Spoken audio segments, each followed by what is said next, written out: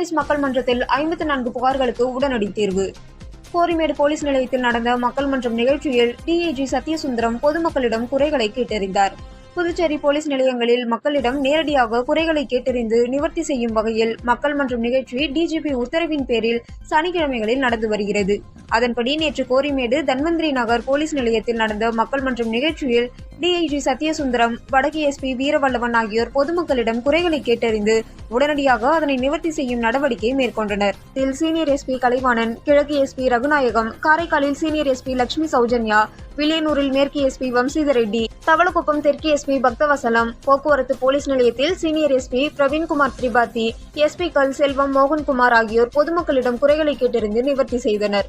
இதில் பொதுமக்களிடமிருந்து 80 புகார்கள் பெறப்பட்டு 54 புகார்களுக்கு உடனடியாக நடவடிக்கை எடுக்கப்பட்டது. மற்ற புகார்கள் மீது விரைந்து நடவடிக்கை எடுக்க போலீசாருக்கு உத்தரவிடப்பட்டது.